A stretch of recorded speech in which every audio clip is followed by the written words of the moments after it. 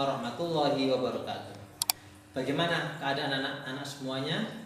Semoga kita semua selalu sehat-sehat saja dalam lindungan Allah Subhanahu wa Ta'ala.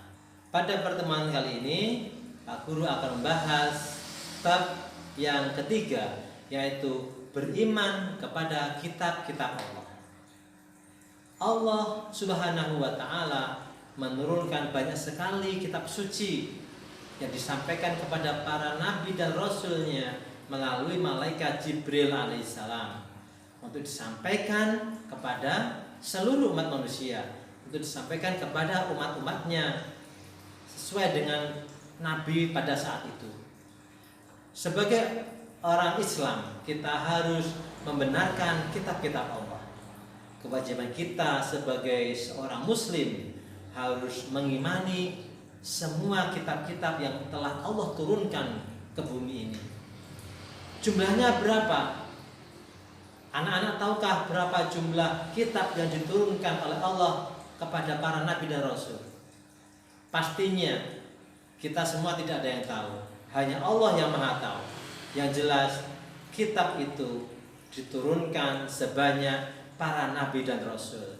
Karena para nabi dan rasul dalam berdakwah untuk mengajak seluruh umat manusia menyembah Allah, pastinya harus memerlukan pedoman, harus memerlukan kitab suci sebagai petunjuk untuk bisa mempercayai bahwa Allah ini adalah Tuhan yang Maha Esa, Maha Pencipta, dan yang Maha Agung. Semua kitab-kitab Allah itu memiliki ajaran untuk menyembah Allah, mentauhidkan Allah Subhanahu wa Ta'ala. Di sini kita sebagai umat muslim memiliki kitab suci yang telah disampaikan oleh Rasulullah Muhammad SAW kepada seluruh umat manusia ini, yaitu disebut dengan Al-Quran. Al-Quran adalah kitab suci sebagai penyempurna kitab-kitab Allah sebelumnya. Al-Quran sebagai kitab suci yang paling lengkap daripada kitab-kitab suci yang lainnya. Al-Quran memiliki kebenaran yang harus kita akui kebenarannya untuk kita pelajari, kita jadikan pedoman hidup, kita amalkan dalam kehidupan ini agar kita tidak tersesat dalam menjalankan kehidupan di dunia ini.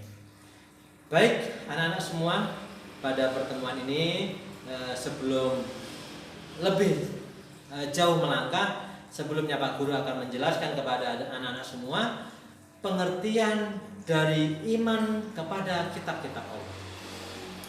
Iman secara bahasa memiliki arti percaya. Sedangkan secara istilah, iman adalah membenarkan dalam hati, mengucapkan dengan lisan, dan melaksanakan dengan anggota badan kita. Itu adalah pengertian dari iman. Kemudian kitab. Tahukah anak-anak semuanya apa arti kitab itu?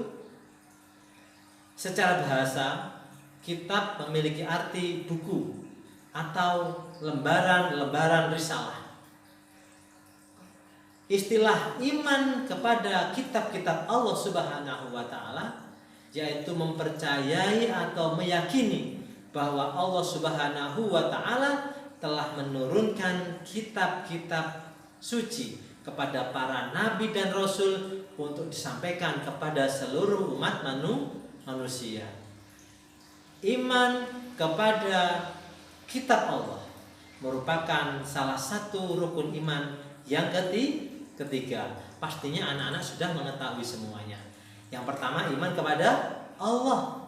Yang kedua, iman kepada malaikat-malaikat Allah. Yang ketiga, iman kepada kitab-kitab Allah. Kemudian yang keempat, iman kepada nabi dan rasul Allah. Rukun iman yang kelima adalah iman kepada hari kiamat. Dan yang keenam adalah iman kepada takdir baik dan takdir buruk. Baik anak-anak, karena pada bab ini kita belajar, kita mempelajari tentang beriman kepada kitab-kitab Allah yang merupakan rukun iman yang ketiga, marilah kita pelajari bersama-sama. Beriman kepada kitab-kitab Allah yang sebelumnya hukumnya adalah wajib secara ijmali. Kita tahu semua nabi-nabi yang terdahulu dalam menjalankan tugasnya juga memiliki kitab suci.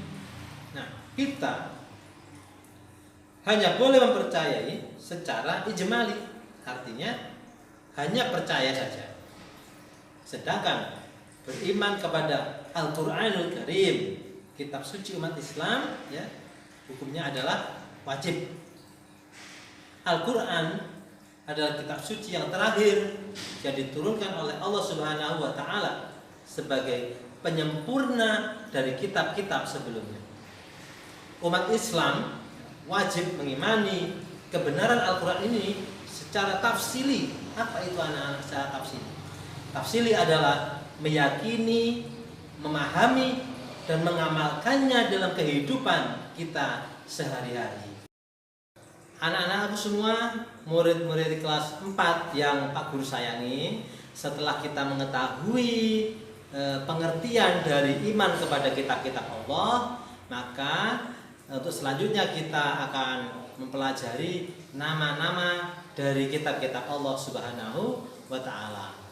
Iman kepada kitab-kitab Allah itu berarti membenarkan semua kitab-kitab yang diturunkan oleh Allah Subhanahu wa taala dari nabi dan rasul melalui malaikat, yaitu malaikat Jibril. Kitab-kitab itu berisi tentang ajaran yang dibawa oleh nabi yang ditulis dalam lembaran-lembaran yang disebut dengan suhuf, yang ditulis di dalam kertas, di kulit hewan, di batang pohon, di ukiran batu. Tujuannya apa? Agar umat Nabi pada saat itu bisa membaca kembali, bisa mengingat kembali ajaran-ajaran apa yang telah disampaikan oleh Nabi dan Rasul mereka. Manusia mengenal ajaran-ajaran dari para Nabi dan Rasul itu dari lembaran-lembaran, dari kulit-kulit hewan tersebut atau batang pohon atau ukiran batu tersebut. Tujuannya adalah agar mereka semua bisa mempelajari dan bisa mengamalkan ajarannya, sehingga mereka bisa memperoleh hidayah dari apa yang mereka pelajari, sehingga mereka semua bisa merasakan kebahagiaan. Tidak hanya kebahagiaan di dunia, tapi juga kebahagiaan di akhirat, karena telah beriman dan bertakwa kepada Sang Khalik, Tuhan kita, yaitu Allah Subhanahu wa ta'ala. Kitab-kitab suci yang diturunkan oleh Allah ke muka bumi ini banyak sekali, karena Allah mengutus Nabi dan Rasul pada setiap zaman dan setiap tempat. Dan yang terakhir itu adalah Nabi kita, Nabi Muhammad Sallallahu Alaihi Wasallam, suri tauladan kita semua. Berapa banyak kitab yang Allah turunkan itu? Tahukah anak-anak semuanya? Tentunya semua manusia tidak ada yang tahu. Hanya Allah yang maha mengetahui semuanya itu. Tetapi anak-anak semuanya, paling tidak kita mengetahui 4 jenis kitab yang ada atau yang disampaikan di dalam Al-Quran. Yang pertama, kitab Taurat. Yang kedua, kitab Zabur. Yang ketiga, kitab Injil. Dan yang keempat atau yang terakhir adalah kitab Al-Quran. Selain itu anak-anak semuanya, ada juga sejenis lembaran yang disebut dengan suhuf, seperti suhuf Nabi Ibrahim, suhuf Nabi Musa, suhuf Nabi Adam, dan yang lain-lainnya. Ajaran para nabi dan rasul ditulis dalam lembaran-lembaran tersebut agar para umat bisa mengajarkan kepada anak dan cucu mereka agar anak dan cucu mereka juga bisa mengikuti keimanan kepada Allah, beriman kepada Rasul-Rasul Allah, agar mereka semua juga bisa mendapatkan kebahagiaan fid dunya wal akhirah. Anak-anakku semua yang dirahmati Allah, yang Pak Guru sayangi, setelah kita mempelajari pengertian iman kepada kitab-kitab Allah, kita telah mempelajari nama-nama kitab Allah, kemudian sekarang kita akan mempelajari nabi-nabi yang memperoleh kitab dari Allah Subhanahu wa taala. Di dalam Al-Qur'an disebutkan secara jelas terdapat 4 kitab yang diberikan kepada Rasul-Rasul Allah yang diceritakan secara jelas. Walaupun begitu anak-anak semuanya, kita harus tetap mengimani kitab-kitab Allah yang lain walaupun tidak disebutkan di dalam Al-Quran.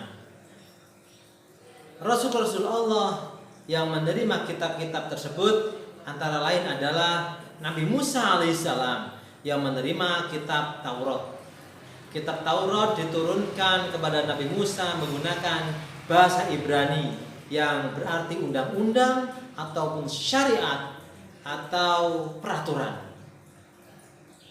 Kitab Taurat dijadikan sebagai pedoman hidup Nabi Musa dan umatnya, yaitu Bani Israel. Kitab Taurat diturunkan kepada Nabi Musa ketika beliau sedang bermunajat di Bukit Tursina di Gunung Sinai. Allah Subhanahu wa taala berfirman dalam Al-Qur'anul Karim, A'udzu billahi minasyaitonir rajim. Wa ataina Musal kitaba wa ja'alnahu hudal li bani Israila alla tattakhidu min duni wakila. Yang artinya, dan kami berikan kepada Musa alaihissalam kitab Taurat dan kami jadikan petunjuk bagi Bani Israel dengan firman-Nya, janganlah kamu mengambil pelindung selain aku. Al-Quran surat Al-Isra surat yang ke-17 ayat kedua. Anak-anakku semua yang dirahmati Allah, yang Pak Guru sayangi, selain Taurat, Allah juga menceritakan kitab-kitab yang lain yang diceritakan dalam Al-Quran, yaitu kitab Zabur. Kitab Zabur yang diturunkan kepada Nabi Daud alaihissalam. Kitab Zabur diturunkan kepada Nabi Daud dengan bahasa Kipti di Yerusalem. Yerusalem di Palestina. Pokok ajaran dari Zabur ini adalah kewajiban untuk menyembah Allah Subhanahu wa taala. Petunjuk bagi umat Nabi Daud alaihissalam, dan juga dalam Zabur tersebut umat Nabi Daud alaihissalam diperintahkan untuk meneruskan syariat yang dibawa oleh Nabi Musa alaihissalam, yang ditegaskan dalam Al-Quran, A'udzu billahi minasyaitonir rajim wa atainaka Zabura. Dan kami berikan Zabur kepada Daud alaihissalam. Al-Quran surat Al-Isra surat ke-17 ayat 55. Anak-anakku semua yang dirahmati Allah dan yang Pak Guru sayangi, kitab yang ketiga yang wajib kita ketahui adalah kitab Injil. Kitab Injil ini diturunkan kepada Nabi Isa alaihissalam di Yerusalem. Injil itu berarti kabar gembira. Kitab Injil ini memiliki pokok ajaran untuk menyembah Allah, sama dengan kitab-kitab Allah yang sebelumnya, sama dengan kitab Zabur, sama dengan kitab Taurat. Allah Subhanahu wa taala berfirman dalam Al-Qur'an, A'udzu billahi minasyaitonir rajim.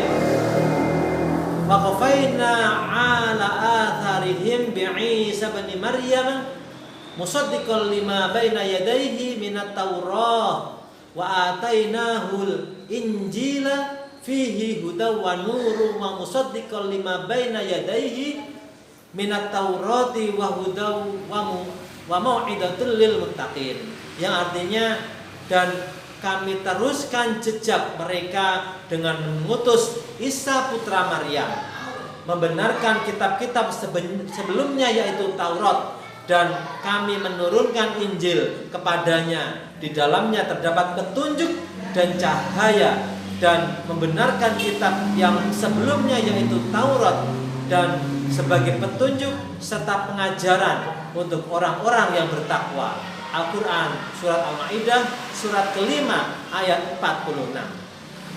Anak-anakku semua yang dirahmati Allah, yang Pak Guru sayangi, yang Pak Guru banggakan, tentunya anak-anak sering mendengar ya kitab Injil sering sekali. Nah, yang ada saat ini, kitab Injil yang ada di saat ini yang digunakan oleh orang Nasrani itu adalah kitab Injil yang tidak asli lagi. Kitab Injil yang sekarang adalah kitab Injil yang sudah diotak-atik, sudah dirubah-rubah oleh tangan manusia, sehingga kebenarannya tidak dapat dipercaya. Baik anak-anak, setelah kitab Taurat, kitab Zabur, kitab Injil, dan yang keempat yaitu kitab suci Al-Quran, kitab suci umat Islam, kitab suci kita semua. Al-Quran diturunkan kepada Nabi Muhammad SAW di dua kota, yaitu di kota Mekah dan kota Madinah. Al-Quran ini diturunkan pada abad ke-7 Masehi. Al-Quran ini merupakan mukjizat terbesar Rasulullah Muhammad SAW. Setiap nabi dan rasul itu pasti memiliki mukjizat ya. Termasuk Rasul kita Muhammad SAW memiliki mukjizat, dan mukjizat terbesar adalah Al-Quranul Karim. Dalam Al-Quran juga mengandung pelajaran-pelajaran, mengandung petunjuk-petunjuk bagi seluruh umat manusia, tidak hanya untuk umat Islam, tetapi untuk semua manusia, karena Islam itu diturunkan ke bumi ini sebagai rahmatan lil alamin, rahmat bagi seluruh alam, sehingga ketika Al-Quran turun, maka semua umat manusia harus mengimani, harus mempercayai, dan masuk ke dalam ajaran Islam, ajaran yang dibawa oleh Rasulullah Muhammad SAW. Dan di dalam Al-Quran ini adalah kitab Allah yang benar ya, yang tidak ada keraguan di dalamnya. Sebagaimana Allah Subhanahu wa taala berfirman, "Dzalikal kitabul la raiba fi." Kitab Al-Qur'an ini tidak ada keraguan padanya. Anak-anakku semua yang Pak Guru banggakan, Al-Qur'an ini adalah sebagai penyempurna dari kitab-kitab Allah sebelumnya. Kitab-kitab penyempurna dari kitab-kitab Nabi yang Rasul yang dulu, termasuk di dalamnya penyempurna Taurat, Zabur, dan Injil. Al-Quran ini juga mendapatkan jaminan dari Allah Subhanahu wa ta'ala sebagai Al-Quran yang terakhir diturunkan ke bumi ini. Al-Quran dijamin oleh Allah tidak akan berubah keasliannya. Kemudian dijamin oleh Allah tetap berlaku sampai akhir zaman. Anak-anak tentu ada yang bertanya, kok bisa tidak akan berubah? Karena dapat kita ketahui di sekitar kita ya, banyak sekali hafid Al-Quran, para penghafal Al-Quran yang Allah sediakan untuk menjaga keaslian dari Al-Quran ini. Dan memang benar Al-Quran ini adalah kitab suci sampai akhir zaman, karena sampai hari kiamat nanti tidak akan turun kembali. Allah tidak akan menurunkan kitab-kitab suci lagi, karena kitab yang terakhir adalah kitab suci Al-Quran. Kitab suci Al-Quran ini berisi pokok-pokok ajaran dari kitab-kitab sebelumnya, yaitu mengesahkan Allah, mengajak seluruh umat manusia untuk menyembah Allah agar semuanya selamat di dunia wal akhirah. Selain itu, Al-Quran juga merupakan pokok-pokok ajaran yang menjadi pedoman hidup bagi seluruh umat manusia. Beda dengan kitab-kitab Allah yang sebelumnya. Ketika Allah menurunkan kitab suci kepada seorang nabi atau rasul, kitab suci itu hanya berlaku untuk kaumnya saja. Tetapi beda sekali dengan umat Nabi Muhammad. Kita sebagai umat Nabi Muhammad, Al-Quran diturunkan. Jadi semua umat-umat yang terdahulu yang masih ada, termasuk keturunan-keturunannya, itu harus mengimani Al-Quran, harus menjadikan Al-Quran sebagai pedoman hidup. Al-Quran ini adalah kitab suci umat Islam. Kitab Al-Quran, kata Al-Quran ini berasal dari bahasa Arab yang artinya adalah bacaan. Menurut istilah, Al-Quran adalah kalam Allah Subhanahu wa Ta'ala yang disampaikan kepada Nabi Muhammad SAW melalui perantaranya, yaitu malaikat Jibril alaihissalam, untuk disampaikan kepada seluruh umat manusia. Anak-anakku semua yang Pak Guru sayangi, setelah kita mengetahui kitab Taurat, Zabur, Injil, dan Al-Quran, lalu bagaimana cara kita untuk mengimani kepada kitab-kitab Allah tersebut? Bagaimana kita beriman kepada kitab-kitab Allah? Kita harus membenarkan bahwa kitab-kitab itu diturunkan oleh Allah Subhanahu wa Ta'ala. Dengan tujuan apa? Agar seluruh umat manusia dapat melaksanakan keadilan. Allah Subhanahu wa Ta'ala berfirman dalam Al-Quran, laqad arsalna rusulana bil bayyinati wa anzalna ma'ahumul kitaba wal mizana liyaquman nasu bil qist. Yang artinya, sungguh kami telah mengutus rasul-rasul kami dengan bukti-bukti yang nyata, dan kami turunkan bersama mereka kitab dan raja keadilan agar manusia dapat berlaku adil. Al-Quran surat Al-Hadid surat yang ke-57 ayat 25. Anak-anakku semuanya yang Pak Guru banggakan, Al-Quran ini diturunkan kepada Nabi Muhammad SAW. Kita harus beriman kepada Al-Quran. Kita harus bisa menjadikan Al-Quran sebagai pedoman hidup kita, sehingga kita harus membaca Al-Quran, mempelajari Al-Quran, memahami isinya, dan mengamalkan ajaran-ajaran tersebut, ya. Dan kita harus mengamalkan dalam kehidupan kita sehari-hari. Lalu bagaimana cara kita untuk mengimani kitab-kitab Allah tersebut? Yang pertama, kita harus mempercayai bahwa seluruh kitab-kitab itu diturunkan oleh Allah Subhanahu wa Ta'ala kepada nabi-nabi dan rasul pilihan Allah. Yang kedua, kita harus mempercayai nama-nama kitab yang dijelaskan di dalam kitab suci Al-Quran. Yang ketiga, kita harus membenarkan bahwa kitab-kitab tentang berita-berita yang terdahulu yang dijelaskan dalam Al-Quran itu adalah benar adanya, dan kita harus mempercayainya. Dan yang keempat adalah kita harus mengamalkan hukum-hukum dari Al-Quran itu sendiri. Anak-anakku semua yang Pak Guru banggakan, mungkin itu materi yang Pak Guru sampaikan pada bab ini. Semoga anak-anak bisa memahaminya, dan marilah kita mengimani kitab-kitab Allah, kita membaca Al-Quran, memahami isinya, dan mengamalkan dalam kehidupan kita sehari-hari, agar kita mendapatkan rahmat dan hidayah dari Allah, agar kita selamat di dunia dan selamat nanti di akhirat. Mungkin itu yang Pak Guru sampaikan. Jika ada kesalahan, itu dari Pak Guru sendiri, dan jika ada kebenaran, itu dari Allah Subhanahu wa Ta'ala. Sekian dari Pak Guru. Wassalamualaikum warahmatullahi wabarakatuh.